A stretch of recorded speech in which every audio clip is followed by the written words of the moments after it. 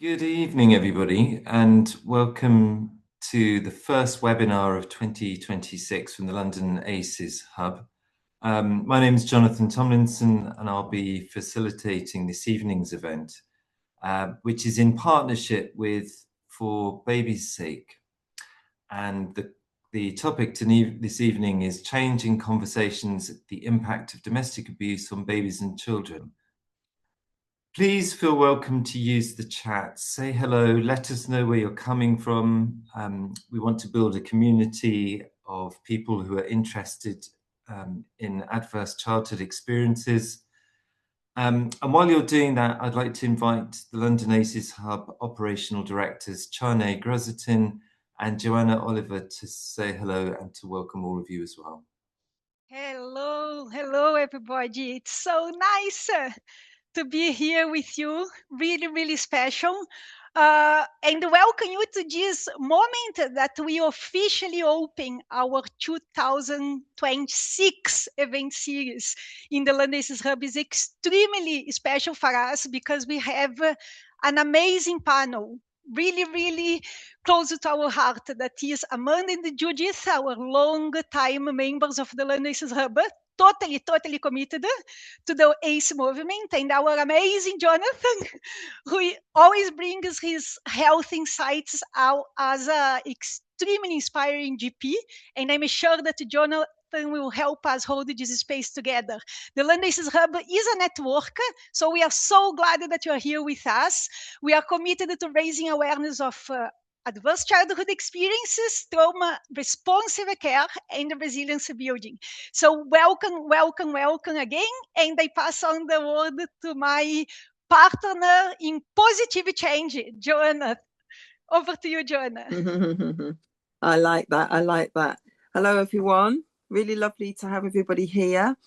Yes, please. So let me just say, I am alongside Tiani, one of the operational directors, as part of the London ACES Hub.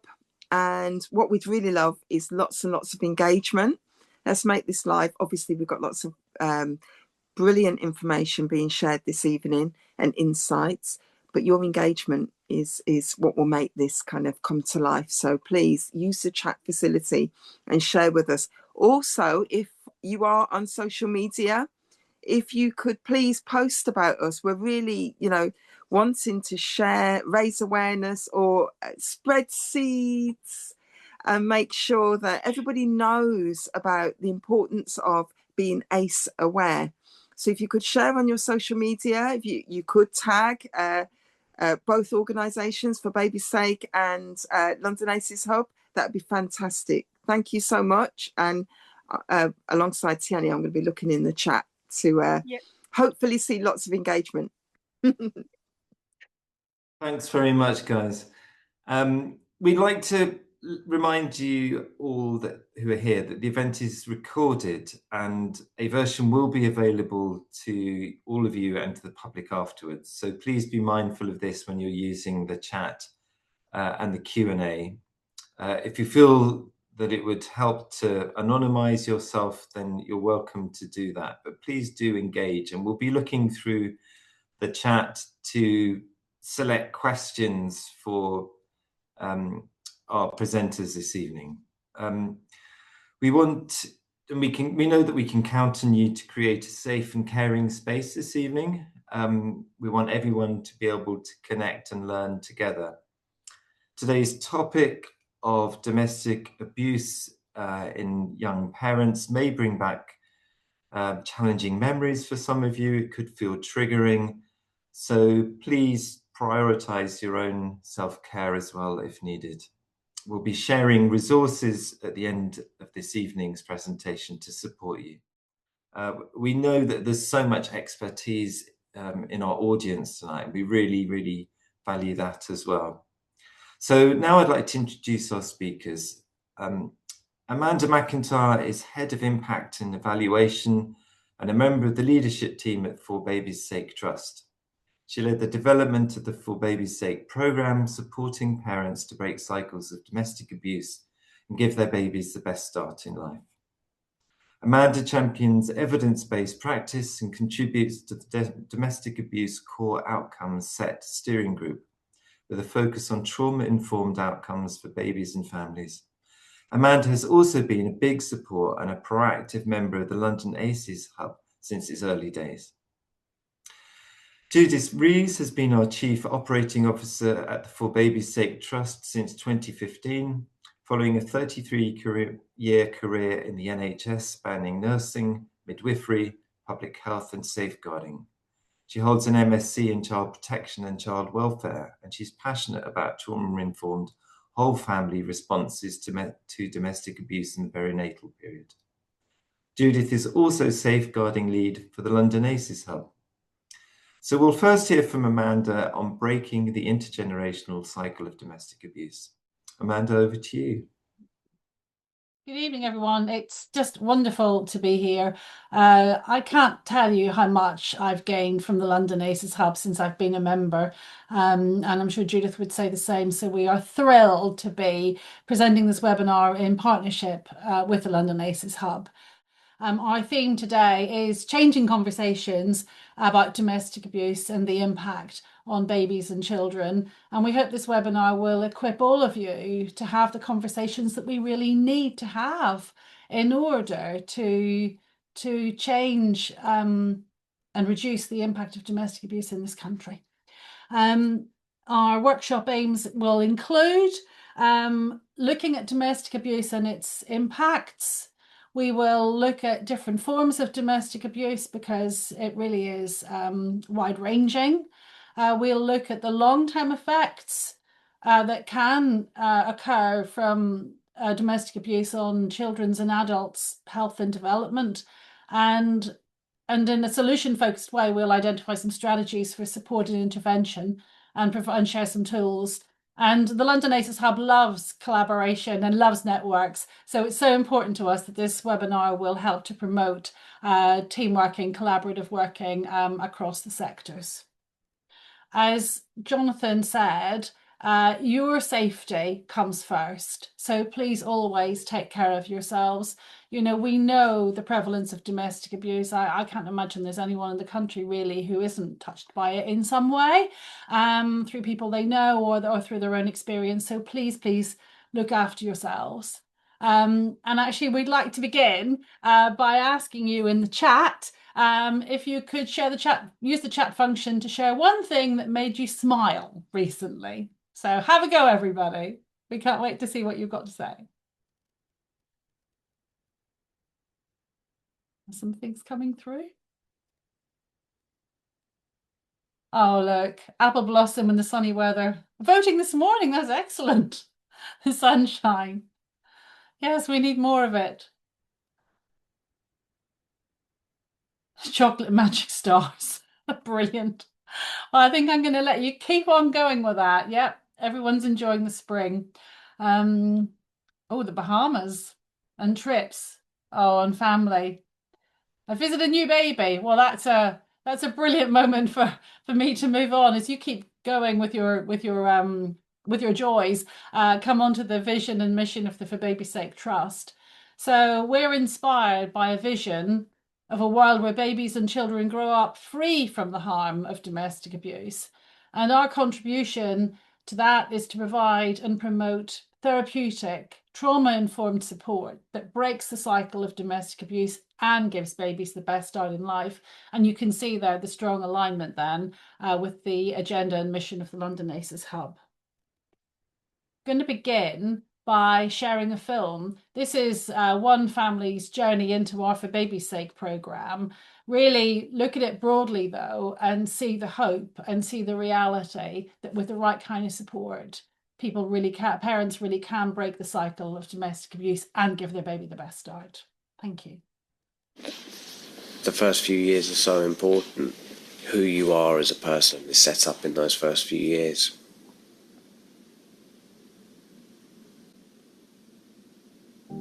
Both my mum and dad probably had their own challenges growing up. Certainly my mum did. My dad was an alcoholic. He was very angry, very depressed.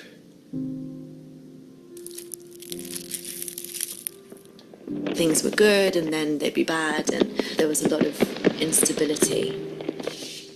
I was a teenage delinquent, stealing cars, selling drugs, just making a nuisance of myself. I learnt to be quiet and keep things inside, and then really escaped in my imagination, and that's where I came alive. I met my girlfriend. It was kind of like in the movies. It turned my world upside down. We had that bond. And within 2 months of that, she was pregnant. I think we both kind of went into panic mode. It was very stressful. The idea of being homeless and pregnant. Where are we going to get the money? We started having quite bad arguments. And he put his hands around my neck until I couldn't breathe. Which is what led us into For Baby's Sake. I kind of came into the programme thinking, am I just broken beyond repair? The practitioner, she helped me find so much clarity. It triggered me into a very dark place. Obviously we were dealing with domestic abuse, but it didn't feel like we were just pointing the finger. He was very respectful, listened very carefully to what I was saying. How on earth are we going to have a kid? And just helped me come up with practical solutions. To be able to work through these self-destructive patterns, make some peace with the past, putting tools in place to keep me safe and to keep him safe too. At every stage we had someone that really was trained and knew what they were doing, explaining to us what our baby was going through. And we had more space for us to figure out our relationship. It's allowed me to heal and come into myself. What are you doing? It's given me confidence to be a good mum. I can be a bit less erratic now. I can live a normalish life and have a family. He has two parents that want to do whatever it takes to be the best parents they can be for him. He's had the best start in my family, as far back as anyone can remember, and that is not an accident. I don't know how many times the two of us have said thank God for baby's sake. It's been life-changing.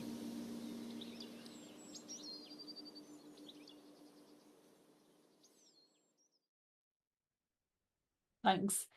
I've seen that film so many times. I practically know every word, but it still gets me. It still gets me every time. We're so grateful to the parents who told their story in their own words. And so we're going to look now about why work like that is so important. So first of all, if we look at the scale of domestic abuse, 1 in 5 children experience domestic abuse, and it often starts when they're in the womb. 1 in 3 parents have experienced domestic abuse. Have experienced domestic abuse from their partner. During COVID, we commissioned a YouGov survey. We wanted to put some public information out that was really focused on the needs and experiences of expectant and new parents. And that survey particularly told us that 40% of parents who'd experienced domestic abuse said it occurred during their baby's first 1,001 days. That's from pregnancy until when the baby is 2. And that was the most prevalent time for domestic abuse to occur during parenthood. 1 in 3 parents said that they didn't know where to get help, and only 10% received professional help at the time. And that kind of comes back to why we're talking today about changing conversations so that it's easier for people to get help. When we did the survey, the biggest barrier to help seeking support was shame. So it's so important we're non-judgmental. And the biggest motivation for getting support was to give their baby the best start in life. So it's so important to harness those motivations. Another reason why it's so important is about the prevalence of parents' mental health needs in the early years. And we commissioned a YouGov survey that showed that 1 in 6 parents who said that becoming a parent had a negative impact on their mental health. And nearly 1 in 10 dads said they turned to alcohol or substances during the first 1,001 days of their baby's life. And often that's because there was no other support. 1 in 3 parents reported more conflict in their relationship during the first 1,001 days. So it's so important that we recognize the emotional turbulence that can occur during that perinatal period, and support really needs to support both parents and babies' mental health needs. Domestic abuse is an adverse childhood experience. It's one of many. We are now going to look at the power and control wheel, which is going to talk through different elements of domestic abuse so that we can really understand the extent of the scale of it. The Power and Control Wheel shows the common themes and experiences of survivors who've lived in an abusive relationship. It includes a range of tactics used by abusers, showing that abuse can be mental as well as physical. Intimidation is making you feel afraid by using looks, actions, gestures like smashing things, destroying your property, abusing pets, and even showing weapons, including fists. Emotional abuse can be putting the other person down, name-calling, making the other person think they're crazy, playing mind games, humiliating the other person, and making them feel guilty. Isolation is when you control what the other person does, who they see and talk to, what they read, where they go, and using jealousy to justify actions. Minimizing, denying, and blaming can include making light of the abuse and not taking a person's concern seriously, saying the abuse didn't happen, shifting responsibility for abusive behavior, and saying the other person caused it. Abuse can involve using our children and manipulating our relationships to hurt our partner. This can include using our children to make other people feel guilty, using the children to relay messages, using visitation to harass the other person, and threatening to take the children away. Abuser privilege is when you treat your partner as a servant, making all the big decisions, acting like the master of the castle, and being the one who defines the relationship's roles. Economic abuse prevents the other person from getting or keeping a job, making them ask for money, giving the other person an allowance, taking their money or not letting the other person know about or have access to family income. Abusive partners often use coercion to manipulate their partner. They might make physical, emotional, or sexual threats. Threats can include hurting you, leaving you, or reporting you to welfare to make you behave in a certain way. They may coerce you to do illegal things or to drop legal challenges, and some partners might threaten suicide to get their own way. There is another way. Break the cycle.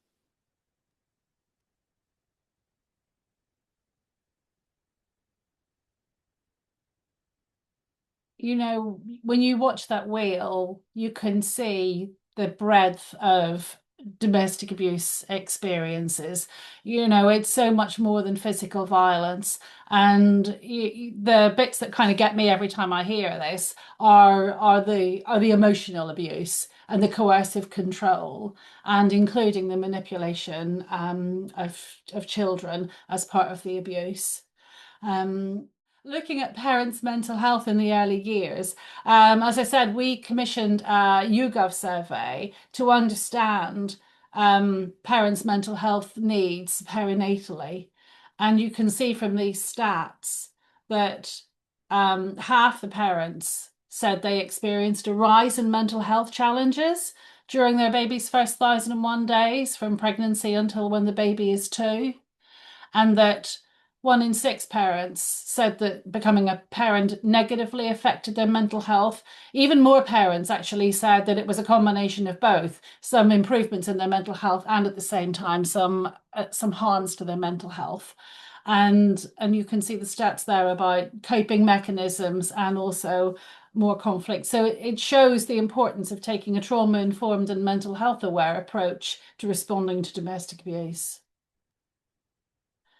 And then domestic abuse is an adverse childhood experience. And we're going to watch this information graphic now, which is going to explain how childhood adversity can cause intergenerational cycles.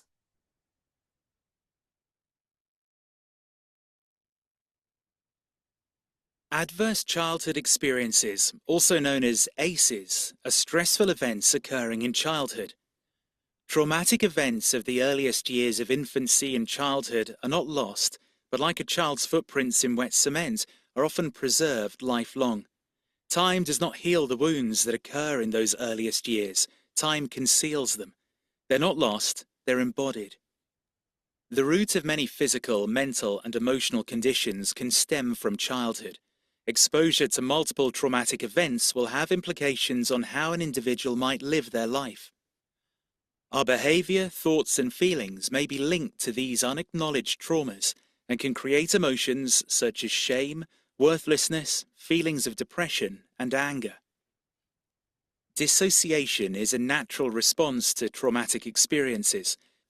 It happens more intensely in response to prolonged and repeated trauma, when the brain disconnects from what is happening and to escape distress.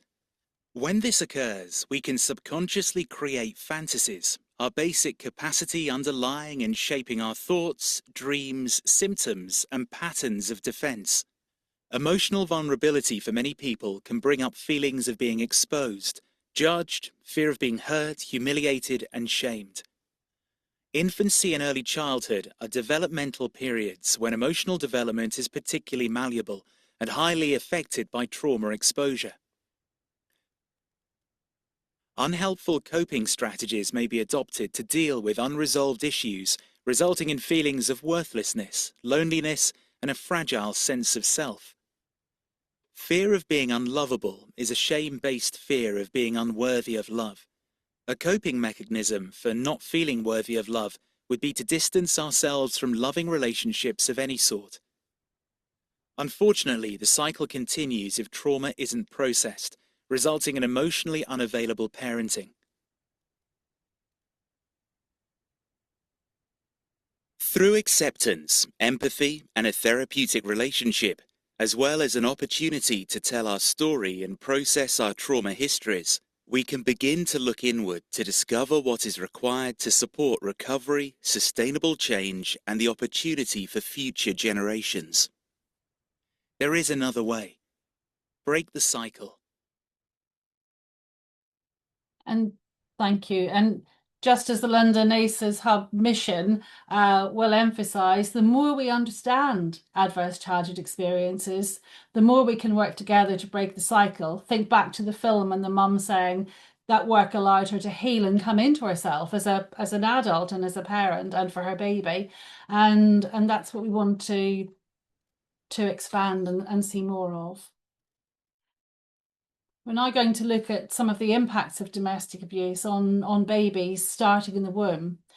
And reproductive coercion is something that is increasingly being talked about, and that's a good thing.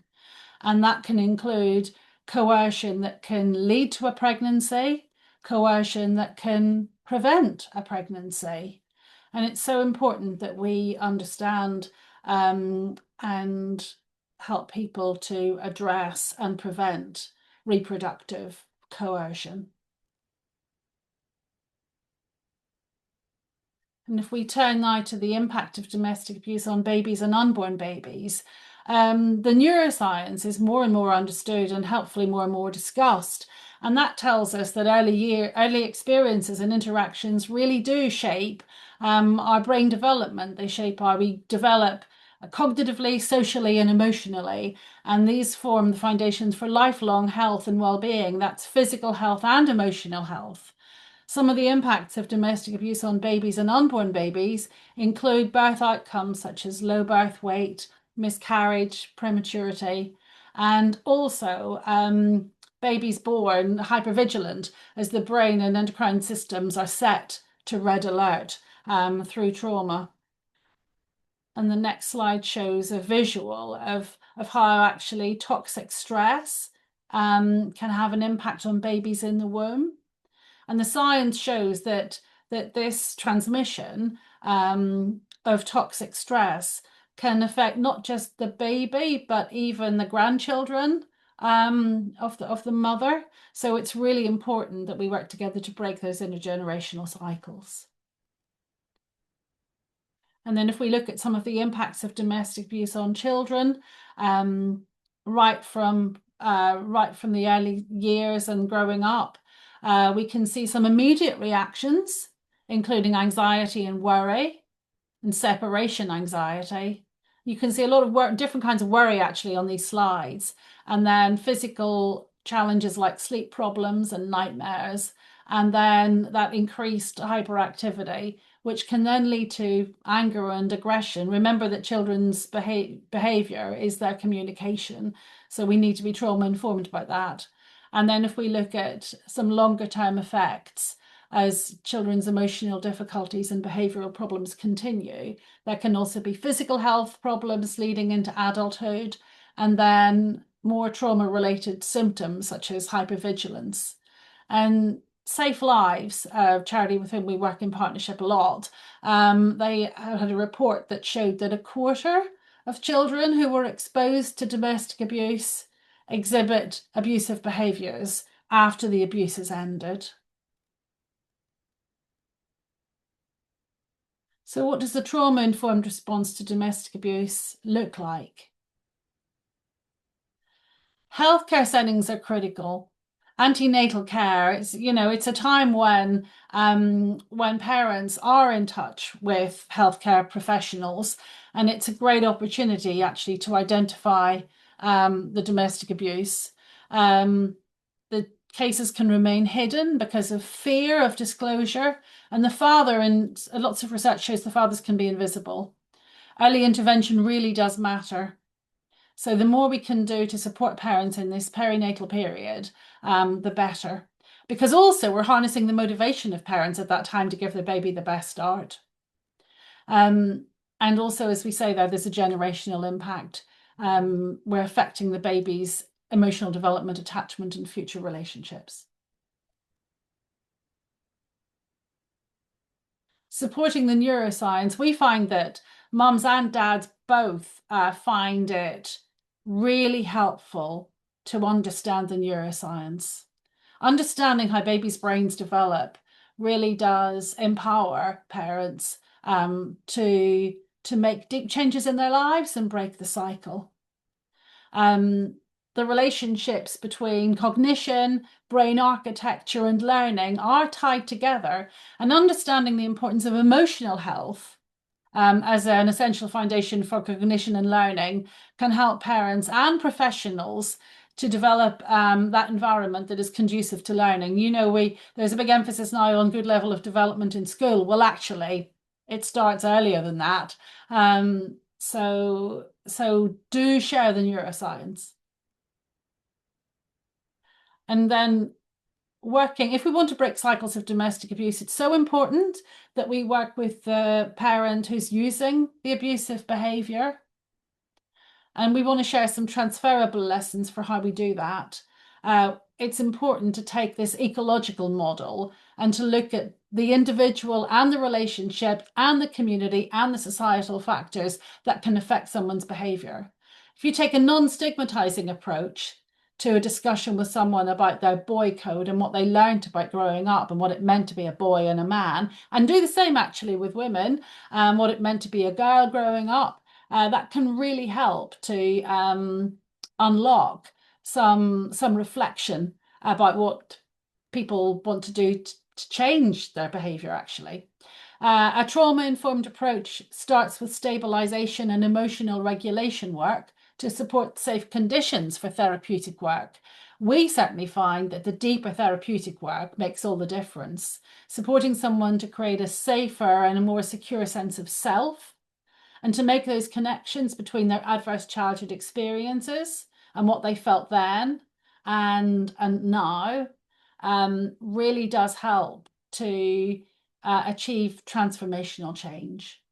And just some examples of combining that with a nurturing approach to supporting parents and their relationship with their babies. We use video interaction guidance, and a couple of these quotes. So I had never looked at myself from such a perspective and the part I play. I learned that my daughter doing well is a mirror of how I'm interacting with her. So that's harnessing that motivation again. And it's so important to take a whole family approach to safeguarding and support, because all family members benefit when all family members' needs are met and when all family members' risks are considered holistically. Of course, let's come right back to babies and keep the baby at the centre of all of this. So support to understand the different ways in which babies and children communicate. You know, babies are born ready to communicate. It's so important to understand that. It's also so important to hear and include the child's voice in assessments and arrangements, and using a range of communication methods depending on the child's needs, especially when we're working with children who have experienced trauma. There is a great and encouraging emphasis now on the voice of the child and supporting professionals to put the child's voice at the heart of everything. There are some great tools. The Newborn Behavioural Observation, NBO, supports parents to understand their newborn baby's communication and to respond to that. That makes such a difference. And video interaction guidance supports parents with attuned and sensitive interaction with their baby. Using direct observations of babies and young children can make sense of those observations. And, you know, never assume what a child may think or feel. Find out what that child is thinking or feeling, because every child is different. And of course, underpin all of this with a relational approach. Therapeutic, non-judgmental, authentically forming that relationship with the parents and the children that you support will make all the difference in the world and will unlock the key to the work that you want to do with them. And parents do want to give their baby the best start in life, so harness those motivations. We're going to conclude my bit of this presentation with this brilliant explainer, which I think wraps up everything that I've been trying to say, and it does it really wonderfully. And this is a video from the Royal Foundation Centre for Early Childhood.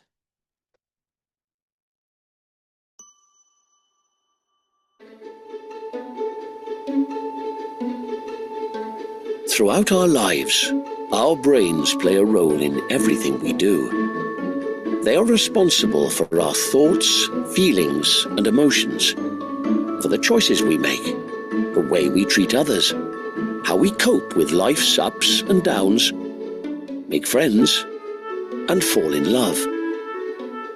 An emotionally healthy brain therefore helps us lead a healthy, happy life.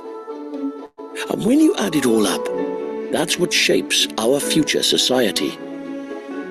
Our brains continue to develop throughout our lives, but they do most of their growing when we're very young, which is why early childhood, the time from pregnancy to 5, matters so much. During this time, they produce an astonishing 1 million new connections every second, the fastest period of brain development in our entire lives.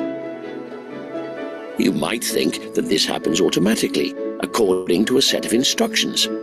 But in fact, our brains are constantly growing and adapting in response to our interactions with the outside world. And the most important interactions we have are with the adults around us. For example, when our young brain hears an adult speaking, it starts to build the connections we need to understand what they're saying and eventually to use words of our own. And it's the same for all the skills we are developing, even the things that aren't as easy to spot. Things like how willing we are to trust someone, or our ability to understand what someone else might be feeling. Things known as social and emotional skills. Skills which, as adults, we use on a daily basis. When we have adults who care for us, cuddle us, play with us, and show joy in us, this makes us feel safe, valued, and understood, and provides the steady emotional nourishment that our brains thrive on. Put simply, sensitive, responsive care is the key to developing an emotionally healthy brain. On the other hand, repeated experiences that feel very stressful or threatening can encourage our brains to grow in ways that can be limiting, meaning we might find it harder to adapt to life as an adult. Of course, with love and support, we can still overcome a difficult start in life. But the brain we develop when we're young forms the basis of the brain we have when we grow up. So, early childhood really is a golden opportunity to build the foundations for a happy, healthy life.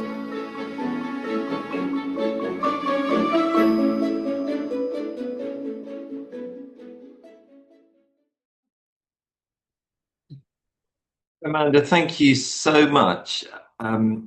Every time I listen to you and Judith present, I always think it's the most brilliant summary of adverse childhood experiences and the importance of trauma-informed care. Like nothing else, it brings it home. And I think, as I've said before, I've been a GP in the same practice for nearly 30 years, and every day I meet adults who had an abusive childhood who are presenting with problems that are a consequence of that, and that have never had an opportunity to talk about what happened to them when they were growing up. And if you had been available for them all those years ago, I'm constantly reminded about what an enormous difference it would make for the rest of their lives. So I'd like to say thank you so much, and the importance is just, with me all the time. So I'll hand over to Judith now. Thank you. Lovely, thanks Jonathan, and thanks Amanda. So yes, as we move into this next section, it's tools to support resilience and hope. Amanda's threaded through all of her presentation around, though we're talking about adverse childhood experience, we're also talking about hope and resilience. So a reflective question, and we're not going to dwell on it too long, but hopefully you can add this to the chat. What do you already do to inquire at work or with family and friends about domestic abuse or conflict in relationships? And are there any barriers? So just really, how you feel about talking to people about domestic abuse, especially in this perinatal period as well, when we know we can have such a early intervention and prevention for those unborn babies and babies. So yeah, if you can add anything into the chat or any questions around that, but maybe just your thoughts, maybe on a scale of 1 to 10, how confident you may feel about asking the question or being curious about what may be happening in someone's relationship. So I am going to share, as Jonathan said, a little bit more around some of our tools that we use or have developed at the For Baby's Sake Trust. And this is one of them, which is a parental relationship spectrum.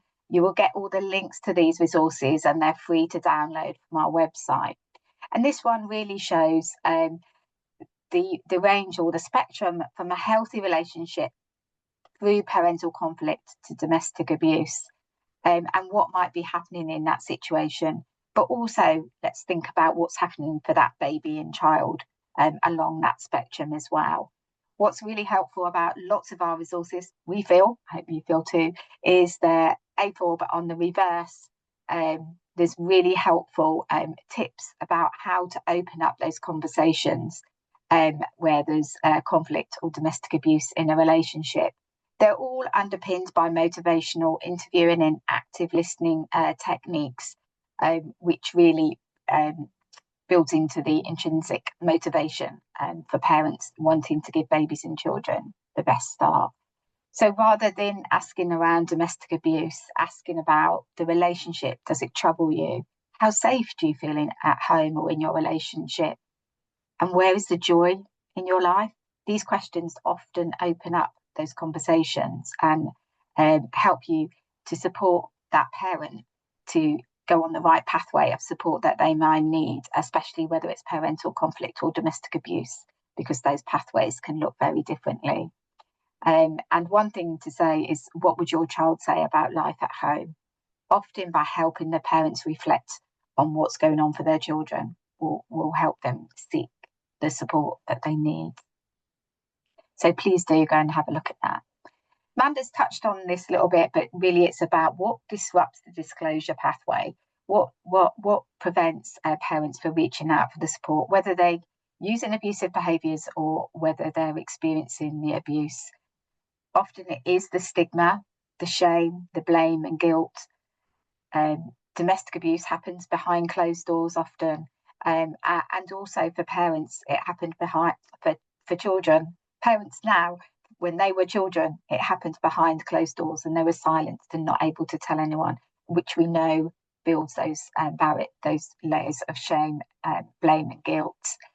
Often there can still be victim blaming and judgmental attitudes around those working with families where there's domestic abuse. Compassion fatigue, desensitised and exhausted professionals, not having the energy or the resources all the time. We're very time poor now working with families.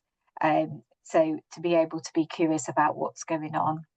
Parents are unaware that they can talk about sensitive circumstances with different professionals. They think, I just need to go to a DA service, but actually it's letting that every contact matters and that parents know that all professionals, they're able to talk about what's happening in their relationship. Often parents have told us they're not clear about confidentiality, or we as professionals or family friends are not clear about that. And also, as I said, the lacking in time, and then the emotional lacking time to think about the emotional intelligence around how to approach those conversations. So this is another resource around how to have that trauma-informed conversation, and what does that mean? What it means is around understanding trauma, recognising the impacts, especially how it can impact memory, behaviour and emotions, especially when the coercive control has led to poor mental health as well. It can really affect somebody's memory. Be mindful of triggers to approach conversations with care, avoiding re-traumatisation, always communicating with empathy and that supportive language, which is non-judgmental, really using those reassuring phrases. Pacing and allowing the parent to lead, allowing them to share at their own pace without pressing for details. And the trauma-informed way is much more about asking about feelings rather than the details of what's happening. Active listening, show understanding through attentive responses, and building trust is really important. And being transparent and clearly explain what will happen with what they're telling you. Respect confidentiality and share details only with those who need to know. Also bearing in mind the safeguarding around and the impact, what that means for babies or children in that family. Consistent, little things matter, so always following through on promises that you're going to do something, because this really helps to build that trust. And really empowerment is key, so we're equipping and empowering parents. Offer options and choices. Often where there's domestic abuse, choices have been removed. So being able to give the choice about what they want to happen, we know will also keep them safe. Encourage autonomy, support them to make those decisions about next steps when it's safe to do so, and also acknowledge strength, giving that hope and really validating their courage and resilience and belief. Being believed, we know is the most important thing for someone who's experiencing domestic abuse. Thinking back, I can't see the chat while I'm presenting, but I don't know if anyone's put anything in there, but this is really about asking the question. And really another question to you, is routine inquiry built into for those professionals in the room tonight?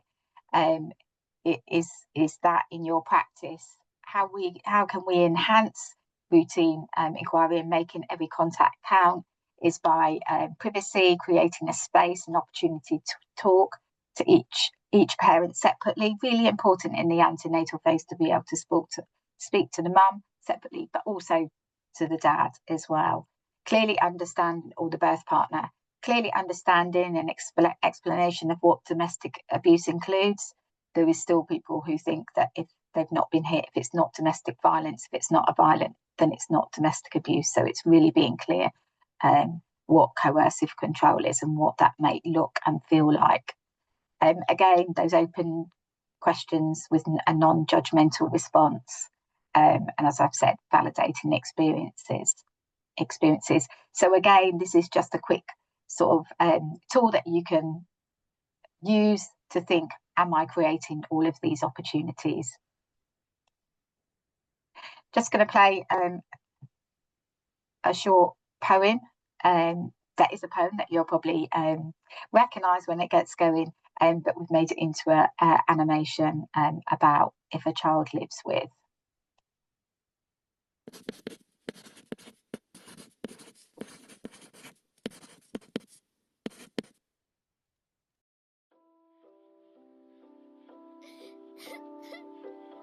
If a child lives with criticism, they learn to condemn. If a child lives with hostility, they learn to fight. If a child lives with fear,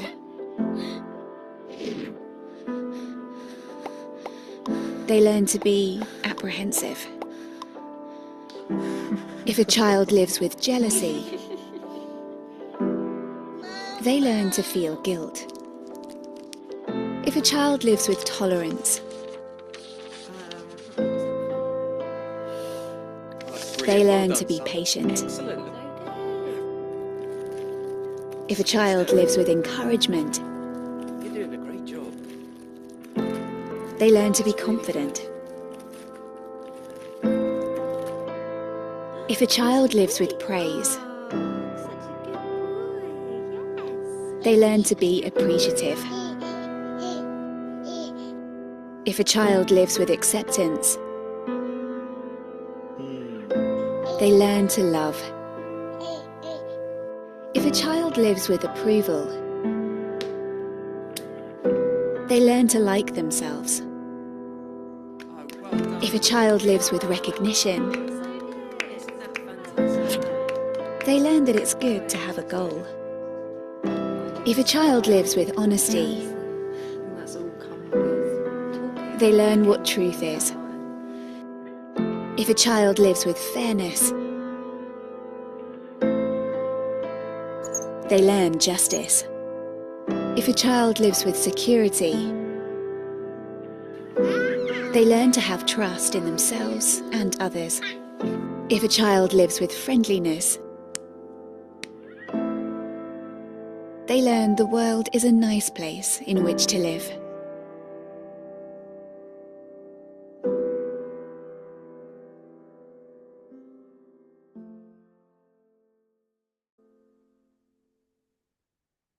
So yeah, it's really, that one gets me as well every time.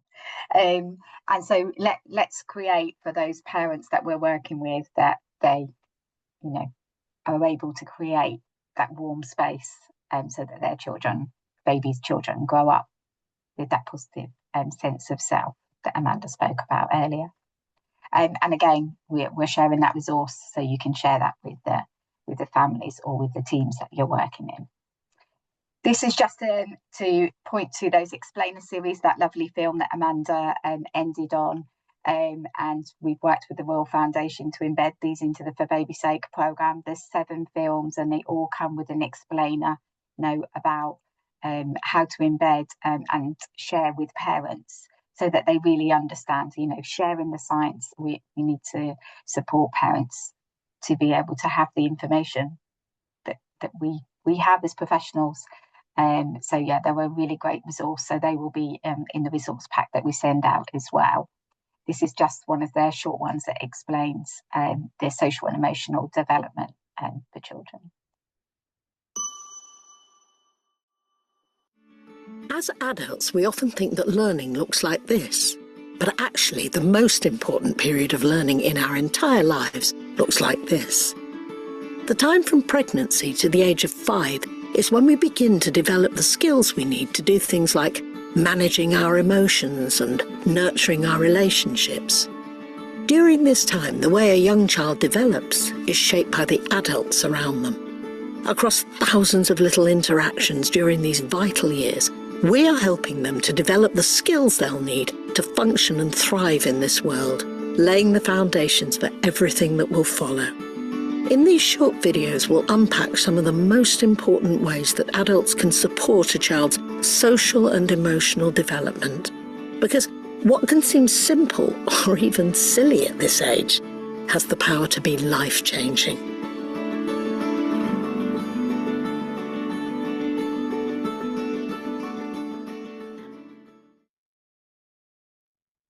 And indeed, that, being able to be life-changing, that's what we're all here tonight, to be able to break those cycles of adversity. So yeah, please do take a look at those. We're not on Royal Commission, by the way, with sharing them, but we just want to spread the word. This is just highlighting also the adversity wheel that Amanda shared earlier. Again, these are all on our website, and they will be on the resource pack, as well as the adversity wheel that on the back of it, I'm going to show you in a sec. There's also a short animation and a pamphlet, electronic pamphlet, around working with children that have experienced trauma, and then also working with parents who have had trauma in their childhood as well as they are parents. So they're really good resources. Please do click on those and share with your teams. They're free to share. We want to spread the word about let's break these cycles of adversity. So this is the diagram. You saw the video, but it's also an A4.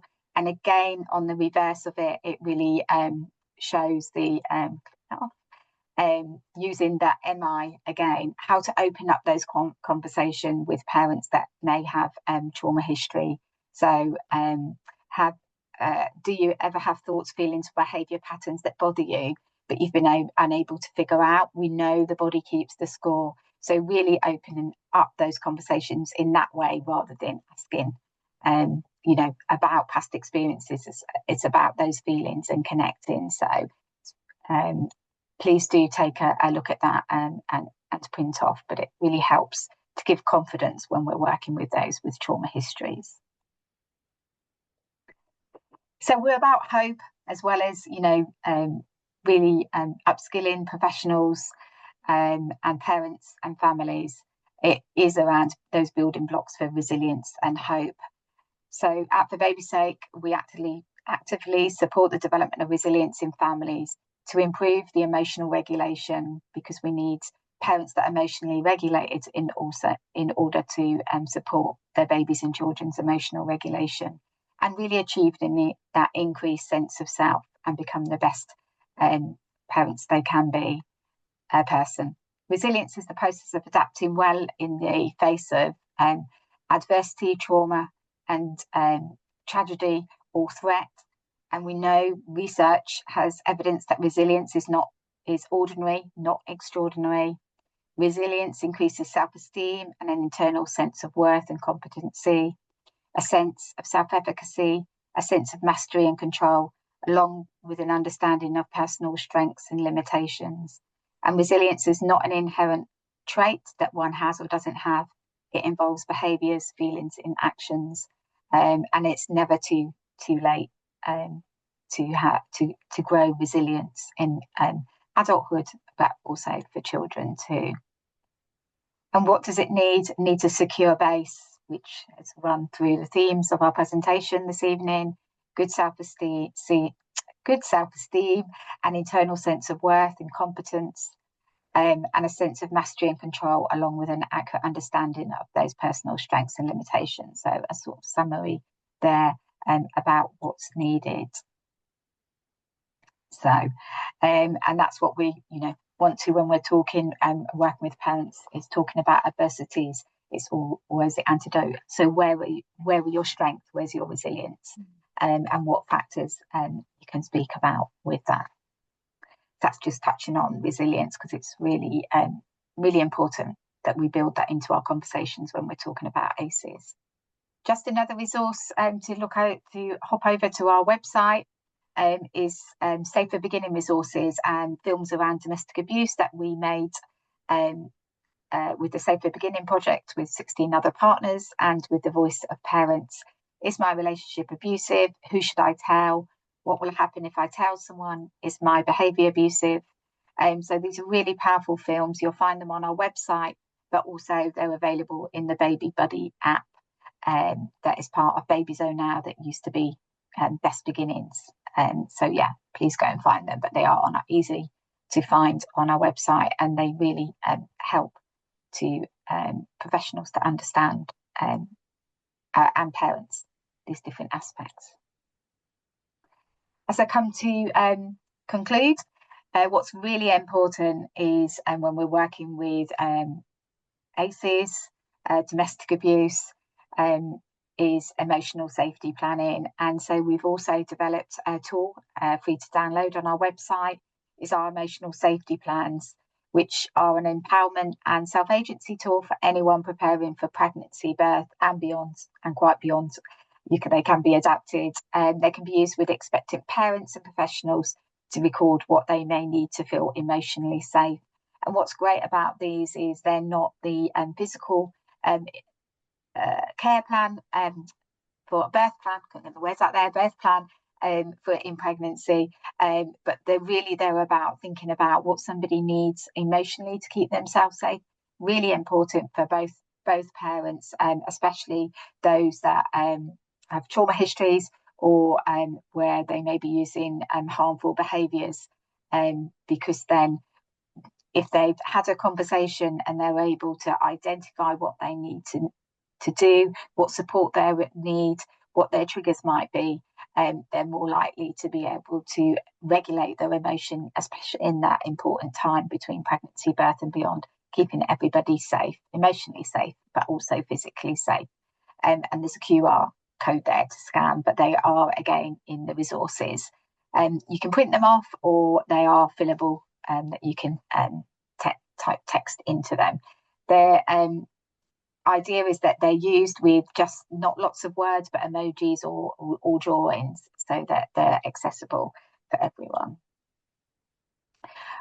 Our resources webpage looks like this on our website. Loads more resources than we shared today. So again, do go and have a look. The pressure pot is great. There's also all national helplines. So if anybody needs any support or needs to signpost, please do have a look. That's able to download all those numbers. Also lots of mindfulness and relaxation videos on there. And Jonathan, I'm wondering whether we've got time to play this, if you're okay. Yes. Yeah.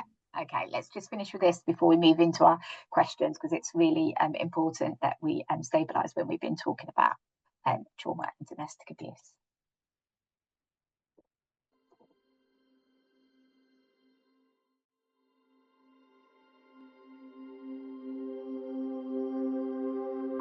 This exercise helps us to connect with the world around us when we find ourselves stressed, preoccupied, and out of touch with the ground.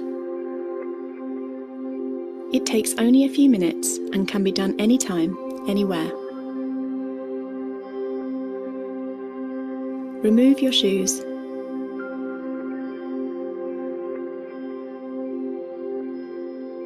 Stand with your bare feet firmly on the ground, legs slightly apart, and allow your feet to really feel the support of the earth underneath you. Take a few moments to find a relaxed posture. You may find that gently swaying around your hips helps you to settle into a relaxed upright posture. Make sure that your head is resting in a relaxed way upon your shoulders. Just move the head around the shoulders slowly to find a relaxed position. Allow your back to relax. Allow your in-breath and out-breath to fill your chest and abdominal area. Rest your gaze at about 45 degrees or just ahead.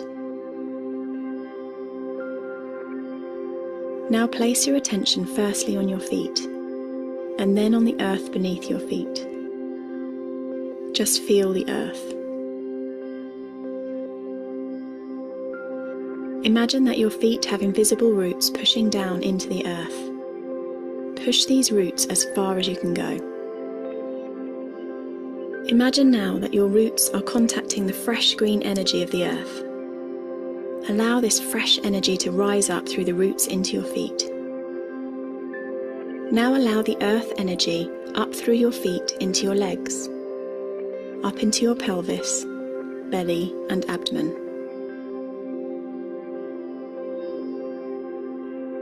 And then allow the earth energy to course through your chest, heart, neck and shoulder area.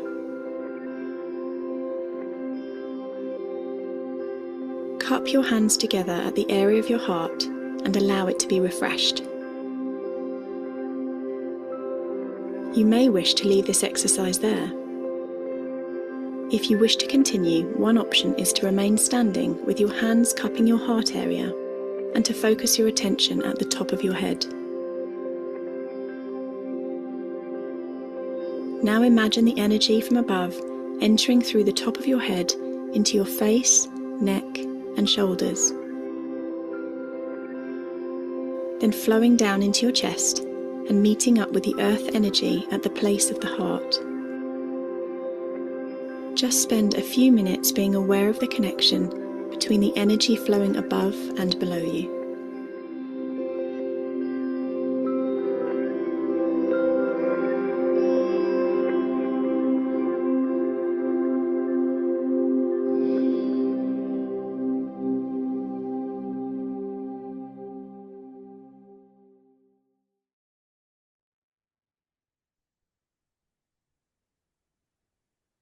Wow.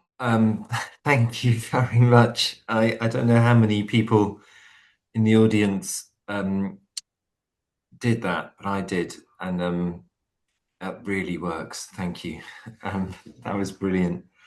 So I'd like to invite Amanda back as well and take this opportunity to thank you very much. That was such a rich presentation with so much to think about.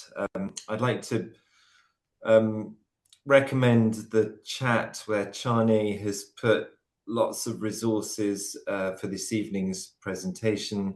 There's a link to the For Baby's Sake website. You can just Google For Baby's Sake and there's amazing resources there as well. There's a link to the video in the first part, which is in the chat. So please check that. In terms of the questions, there are so many interesting comments, and I will try to pull some of them together in themes and to choose some in particular. Now, there's one that stood out, and I'm sure that Judith and Amanda can speak to this. Nick, who's been asking about whether you work with perpetrators, made me think about the language that we use.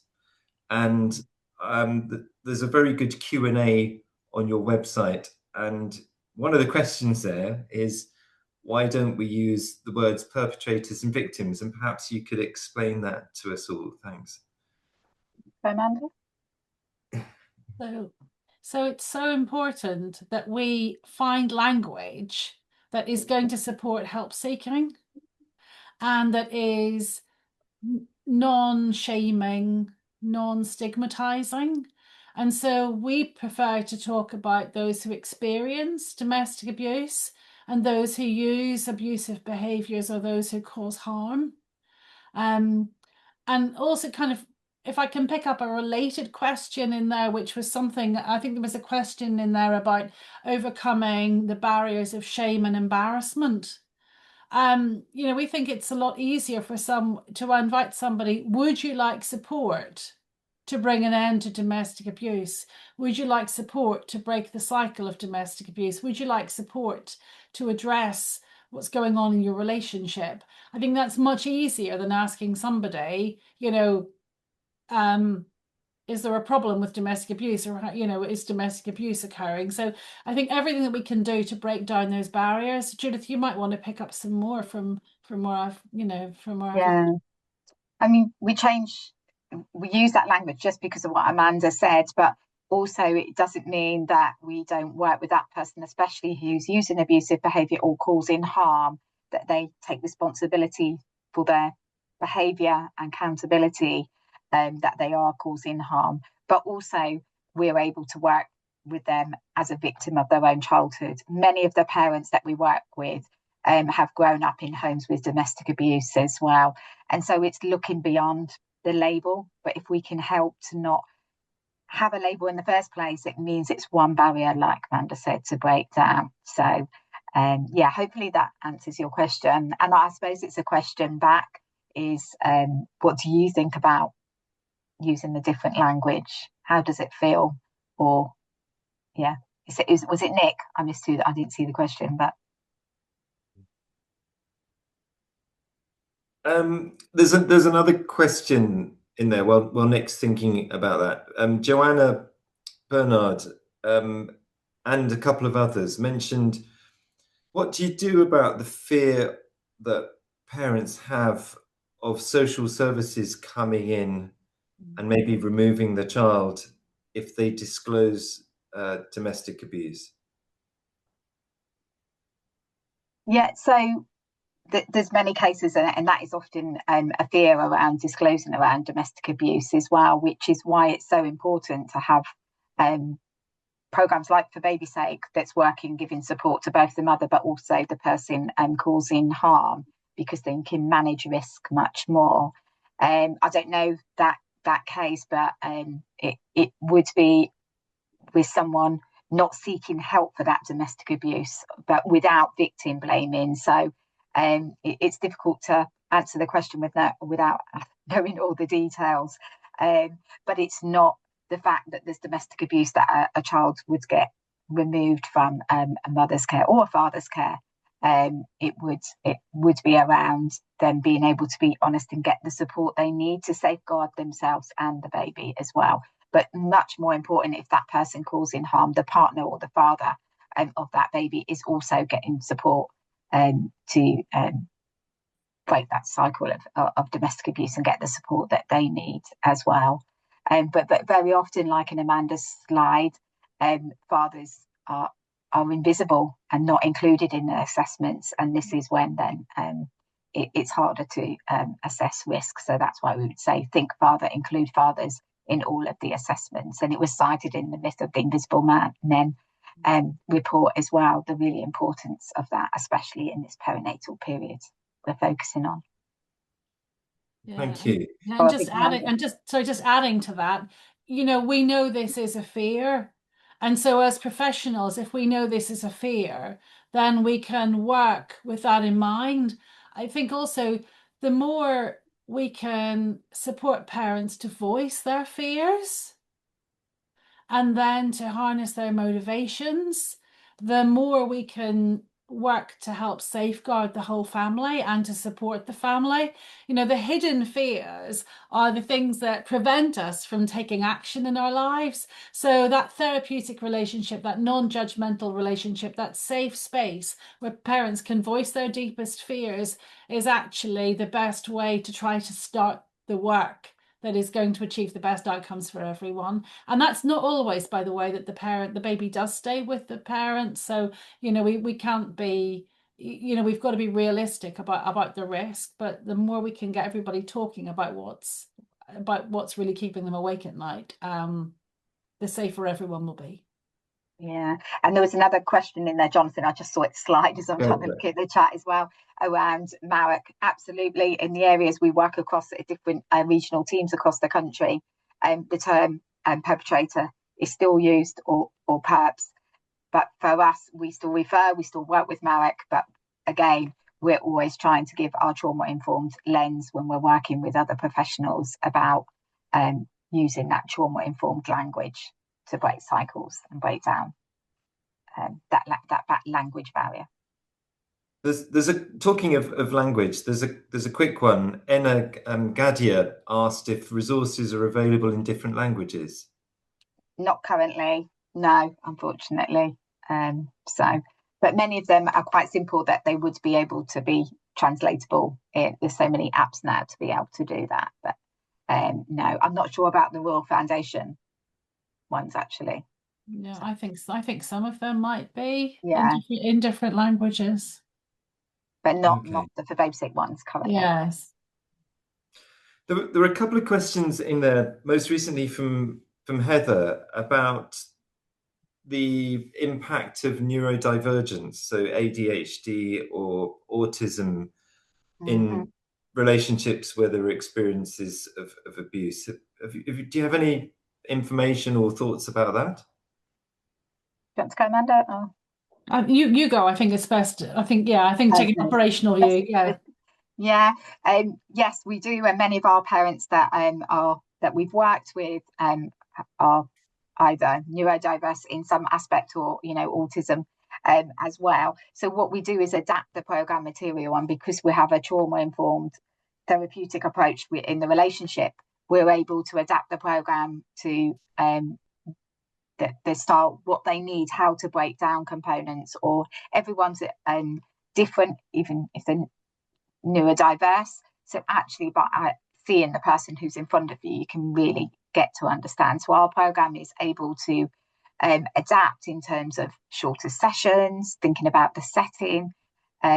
We've just been awarded the silver accreditation with One Small Thing around being trauma informed, and what that means is really thinking about the setting, what are going to be the triggers for that, what the smells, the noises, just the language that we use as well.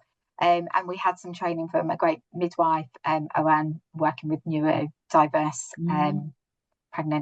in pregnancy and the postnatal period as well, about how just adapting the style to suit those needs of those. So yeah, but there is a high proportion of the parents we work with, and there's just been some toolkit for working with fathers or those causing harm, but it was mainly with males by the University of Durham and Respect. So there's a new toolkit on their website as well. So do have a look at that. Yeah. And actually, just while you were talking, Judith, I was thinking of some examples of great work that we've done. So I remember one example of where one of our therapeutic practitioners used the emotional safety plan with a parent with ADHD. And they, parked the idea of this tool being particularly about before and during and after birth. They just used it as a tool. And what they did was they, in the small flat where this parent lived, they basically came up with an emotional safety plan that was ADHD sensitive for every room in the house. And what might I put in my kitchen? What might I put in my bedroom? What might I have in my living room in order to help me self-regulate? How do I keep away from the kind of triggers that might, for example, lead me to gambling or any other kind of coping mechanism that this particular parent might have been more at risk of through their neurodiversity? And another example of where we work with a mum who was identifying some of the strengths within her neurodiversity, and then we were supporting her to share those strengths with a professional, particularly the strengths that she had around routines, to support her baby's well-being and regulation. These are such brilliant answers. In the chat, Mpume raised the question of somebody who perhaps has been misdiagnosed. Their behavior is seen to be abusive when in fact it's due to autism or ADHD. And somebody else in the chat, I think Heather, raised the opposite, where what's assumed to be ADHD is actually related to trauma. My clinical experience says it's not either or, it's often both and I think you're nodding here. I think I know what you will say, but what's good for a trauma-informed approach is also sort of stabilizing and helpful for people who are also trying to cope with ADHD or autism. Is that fair? Yeah, absolutely. What you say is to actually see the person in front of you and not try to put into a particular care pathway or intervention, and ask them, what do you need right now? you know, if they're in, you know, I'm sure that's what you do, Jonathan, in your consultations as well. You know, that's the trauma-informed way of saying, what do you need right now? And you know, often it's what happened to you is the question, isn't it? Not what did you do, but what happened to you in that way. So having those conversations, and I've seen some great answers in there, especially from, I can't see what the name, around the social work question was really good response in there. There's a terrific comment from Laura Custance about the role of social workers, and it's a very positive, sophisticated description of what social workers do. So thank you, Laura. Yeah, thank you, Laura. Should have brought you in there. That was really that's great. I've got my eye on it. There are a couple of questions or comments in there. I think Maria Pollett was one. And again, Joanna Bernard brought up issues relating to family, race, and culture, particularly, for example, the experience of shame, but also trauma within an Afro-Caribbean community. I don't know if that's specifically what she was thinking of. I have patients from all over the world, and where shame is felt, and families are often shaming environments. And families may be part of the sort of a cycle of abuse and trauma. So maybe are they helpful, or actually are they contributing it? Can you tell us a bit about how you work with the wider family and about how you manage kind of cultural expectations? Yeah, and we do. Amanda, do you want to just talk about especially our London team? So we had a major evaluation for Baby's Sake of the first 4 years of the programme, and one of the findings from this big report from King's College London that thrilled us particularly was the confirmation that our approach was particularly affirming and helpful to parents for whom cultural barriers may have been part of the ecological mix of what might have made it harder to maybe challenge domestic abuse, or maybe to parent in a particular way. We have our London team works with a really diverse mix of families, and our London team themselves, the staff team, is wonderfully diverse, and that also really helps. And you know, I think it's about that safe space where parents can talk about the shame that might be, or the barriers that might be there, and to have that empowering model that Judith talked about before. I think when it comes to parenting, the NBO, the newborn behavioural observation, and video interaction guidance really help parents to be the parents they want to be, and to be focused on what their baby is telling them. And that is a really strong help for you know, for maybe doing some things differently. Yes, go on. Sorry, Judith. No, that's right. No, it's fine. I was just saying, I was agreeing. No, I think that's absolutely brilliant.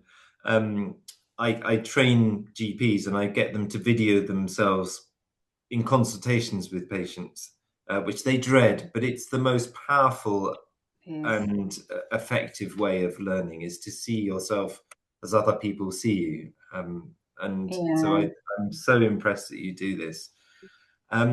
We've got time for maybe just one or two other kind of comments from people there. There's a quick one, I don't know if you can answer it, where someone's asked, do we know it? Liz Soper said, do we know, is there any data on women with autism or ADHD and domestic abuse? I don't know, but I'm not sure that research has yet been done. And it's a bit of a moving target. I think the threshold, what is autism now is not what it was maybe 10 years ago. So I think that's tricky. Yeah, it is, Jonathan. And also, I can't remember who put it in the chat as well, about what is complex childhood trauma that is either, you know, gone unrecognised as well, and, you know, not around diagnosis but also the emotional regulation. But what is key is to support parents with ADHD or autism. It is the structure, which is what we bring with For Baby's Sake as well, especially when there's domestic abuse, that stabilisation, that emotional safety to support the emotional regulation, which then goes on to break those cycles of those cases that we're working with. Amanda, I think you're going to... Yeah. And, you know, we have sessions in our program where we look at guilt, we look at shame, and we look at dissociation. And we use a tool called the DARES, the difficulties in emotion regulation, to help parents understand where their challenges are in emotional regulation. And that might be a lack of emotional clarity. It might be not being able to accept the feelings that someone has. So if we can identify where the barriers are, then we can support the parents to work on those.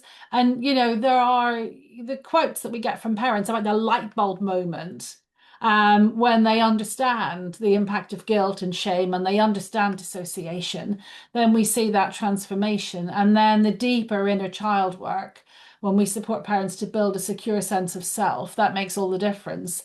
And by the way, when I'm talking about secure sense of self, the Royal Foundation, you've seen some of their explainer videos. They've also got this Shaping Us framework to support babies' emotional and social development. And it's like a sort of baby-shaped Venn diagram. And the thing that thrilled us is the thing that at the very core of this is sense of self. So the more we can support parents to build a secure sense of self and then to nurture that in their baby, actually that is just key to breaking those intergenerational cycles. Amanda, you've kind of summarized beautifully, which is what I was about to ask you to do. And there are a couple of other comments which probably we don't have time to answer. I'm sure in answer to Joanna's question, have you dealt with problems where domestic in-laws are kind of contributing or getting in the way? And you're going to nod, I know, and say yes. We don't have to get into in detail. But thank you so much, everyone, for getting stuck in. It always gets like this at the end where everybody suddenly, all their thoughts have come together. But I'm going to ask Judith just to give us some sort of final concluding thoughts and then just explain what next. Yeah, I think for me is to take away messages that relationships heal relationships at every level. So in terms of, the parent baby, but also the wider systems as well. So that is my message, that actually it's about connections. If we're really going to break intergenerational patterns of abuse and adversities, we have to repair, connect, have compassion for ourselves, but also for everybody else. Amanda, anything else to add to that? No, actually, I'm going to stop.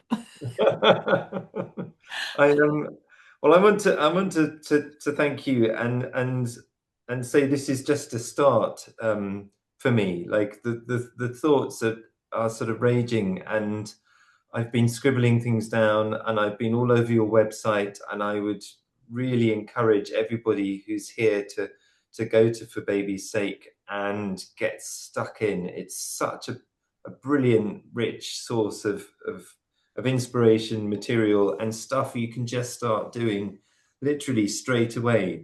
They make it sound so incredibly sophisticated, and it is, but it's also really simple at the same time. So you're amazing. Thank you.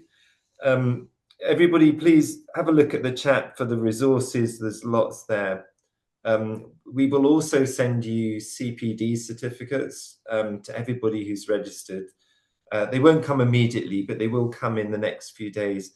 And the webinar will be made available once we've done a bit of editing and curation, and we will let you know about that.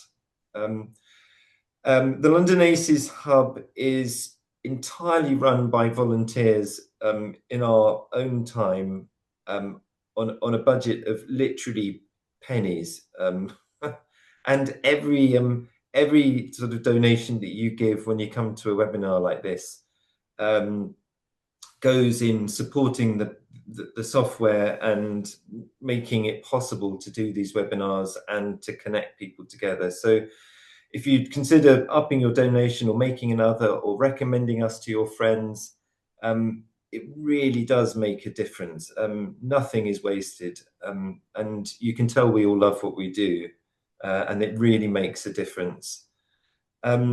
Please connect online, YouTube, Facebook, Instagram, LinkedIn, whatever. Please subscribe to our notifications on the London ACES Hub website. Just look us up. Our next event is going to be on emotionally based school avoidance and ACEs, which I'm sure all of you have come across in your work.